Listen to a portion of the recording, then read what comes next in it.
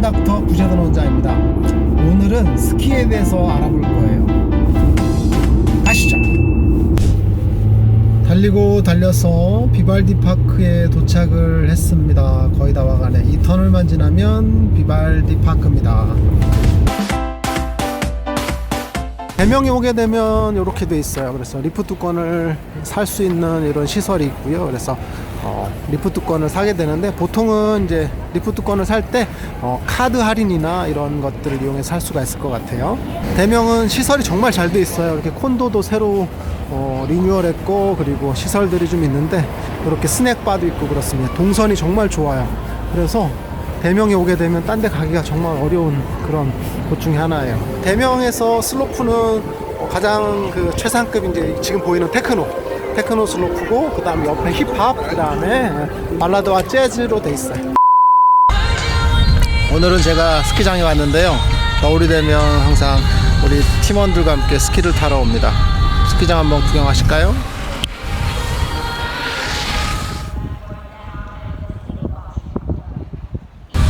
저는 이제 대명 비발디 파크로 많이 오게 되는데, 여기가 슬로프 컨디션이 좋고 접근성이 좋아서 많이 오게 됩니다. 오늘은 스키를 탈 때 첫 번째 중요한 그 장비에 대한 설명과, 그리고 다음 시간에는 스키를 타는 기본 원리에 대해서 아주 이론적으로 깊게 한번 설명을 해드릴 예정입니다. 스키를 타기 위해서 준비해야 될 제일 중요한 건 뭐냐면, 첫 번째가 스키고요. 스키판, 그 다음에 두 번째가 부츠, 그 다음에 세 번째가 헬멧, 고글, 그 다음에 이제 기타 안전 장비가 될 것 같아요. 그래서 오늘은 준비해야 될 사항 중에 첫 번째 스키에 대해서 알아보도록 할 거예요. 대명 비발디 파크 정상에 와 있습니다. 이런 식으로 돼 있고요. 시설이 너무 좋아요.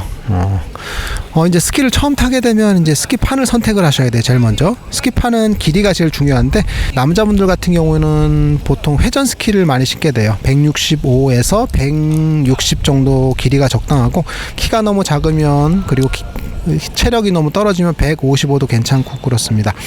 여자분들 같은 경우는 150에서 160 정도 사이가 적당하고요. 165는 너무 길어요.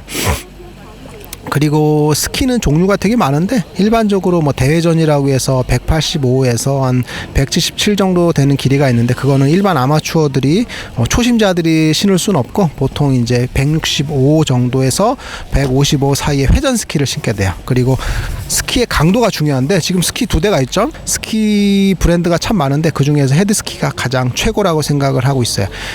왼쪽에 보면 이제 아이레이스라는 스키고요. 이게 헤드스키 중에서는 굉장히 강한 스키예요. ISL RD 다음 그 아래 버전 iRace고요. 길이는 165 정도 되고 있어요.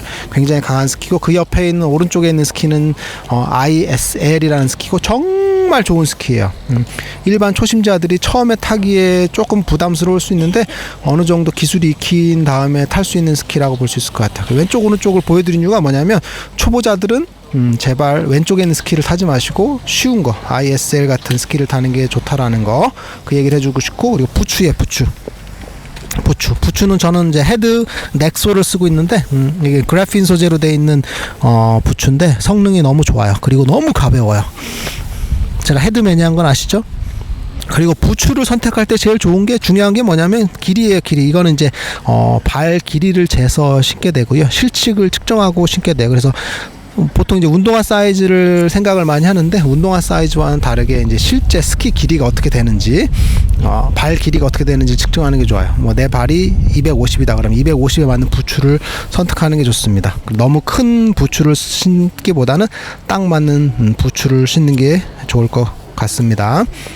그리고 부츠는 이제 인덱스가 있어요. 인덱스가 있는데 강도가 있어요. 강도가. 그래서 보통 아마추어 초보들 같은 경우는 90 정도, 성인 기준으로 90 정도가 적당하고요. 그리고 기술이 올라가게 되면 110에서 120 정도 쓰게 돼요. 저는 이제 130 정도를 쓰게 되거든요. 그 다음에 이제 폴이에요. 폴은 이제 길이 조절 폴이 있고, 이제 이런 고정형 폴이 있거든요. 근데 이제 길이 조절 폴을 쓰는 게 좋아요. 왜냐하면 스키 기술에 따라서 폴의 길이를 이제 여러 가지로 조절할 수가 있게 돼 있을 것 같아요. 그리고 장갑 같은 경우는 이제 벙어리 장갑인데 이게 최근에 유행하는 삼지 장갑이라고 하는데 손가락 장갑의 장점과 벙어리 장갑의 보온성 두 가지를 같이 갖고 있는 거라고 볼 수 있을 것 같아요. 장갑 하면 또 국산 브랜드 스키조가 제일 좋죠. 삼지 장갑인데 이게 손가락 장갑의 장점과 벙어리 장갑의 장점 두 가지를 동시에 만족시키는 장갑입니다. 그리고 이제 손목 스트랩도 있고 그렇습니다. 장갑은 스키조. 장비 중에서 고글도 중요한데요. 고글 같은 경우는 이제 눈을 보호하는 작용이 있고 그리고 자외선을 차단하는 작용이 있어요. 국산 브랜드 네베가 참 좋은 것 같아요. 이거는 이제 변색 고글인데요. 밝은 곳에 가면은 그 다크로 바뀌고 그 다음에 어두운 곳에 가면 투명으로 바뀌어요. 그래서 야간, 주간 동시에 하나로 쓸 수 있을 것 같아요. 네베.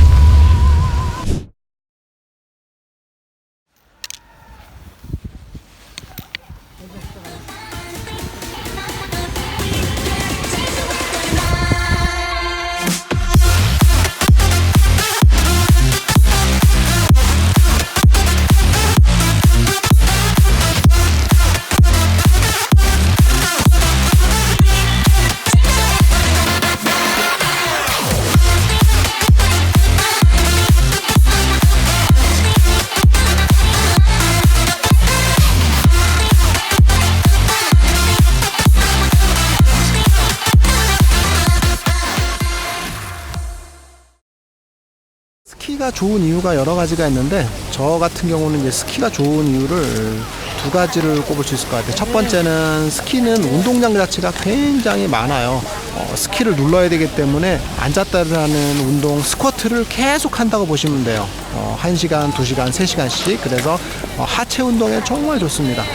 그리고 두 번째는 힐링이 돼요. 왜냐하면 스키장에 오면 스피드를 즐기면서 자연을 경치를 구경하면서 사람들과 즐기면서 할 수 있는 운동이거든요. 그래서 스키는 두 가지 측면에서 하나는 첫 번째는 스쿼트랑 비슷한 하체 운동을 할 수 있다. 그다음 두 번째는 정신적인 힐링을 할 수 있다라고 볼 수 있을 것 같고 제가 운동에 대한 철학이 하나 있어요. 뭐냐면 가슴이 뛰지 않으면 사랑이 아니듯 심장이 뛰지 않으면 운동이 아니에요. 보통 걷기 운동을 많이 하시고 살짝 빠르는 파워워킹 같은 걸 하시는 분들이 많은데 사실은 걷기는 운동이 되지가 않아요. 왜 그러냐면 우리가 익숙한 운동을 하게 되면 그거는 생활로 받아들이지 운동으로 받아들이진 않아요. 그래서 뇌에서도 아무런 자극이 들지도 않고 그리고 근육 자체가 부하가 들지가 않는 거거든요. 그런데 운동 자체는 심장이 뛰어야 돼요. 평소에 맥박수의 한 50%에서 100% 정도 이상의 심장을 뛰어줘야만이 운동이 되거든요. 그런 측면에서 보면 걷기 운동 같은 거는 전혀 운동이 되지 않아요. 특히나 러닝머신 같은 데서 걷거나 하시는 분들이 많은데 익숙한 동작을 계속 반복하면 사실은 도움이 되지가 않아요. 그래서 운동 효과가 없고 그리고 이제 관절 같은 게 오히려 더 상할 수도 있어요. 그래서 제가 가장 권장하는 운동은 세 가지예요. 첫 번째는 달리기는 정말 좋습니다. 심폐 운동에도 좋고 그리고 이지런 천천히 달리는 달리기 같은 경우는 명상에도 정말 좋거든요. 그건 다음 시간에 다룰 예정이고 그리고 두 번째 등산이에요. 등산 같은 경우는 이제 산을 올라감으로써 자연에 대한 그런 느낌도 받을 수 있으면서 운동 효과도 굉장히 크거든요. 그리고 세 번째가 스키예요. 오늘 다룰 스키. 스키는 기본적으로 업다운 동작이라고 해서 하체를 계속 쓰게 돼 있어요. 지속적으로. 그래서 스쿼트를 강제로 한다고 볼 수가 있을 것 같아요. 그래서 스키는 정말 하체 운동에 좋고 그리고 신체 좌우 밸런스를 갖추는 데 좋을 것 같고 그리고 순간적인 그런 대처 능력과 민첩성 이런 것들 기르는 데 정말 좋아요. 그리고 두 번째는 스키를 타러 옴으로써 자연을 느끼고 외부적인 활동을 하게 되잖아요. 그래서 명상에도 좋고 스트레스 해소에도 굉장히 좋은 것 같아요. 그리고 스피드를 즐기기 때문에 다이나믹한 환경에서 적응할 수 있는 능력도 기르는 것 같아요.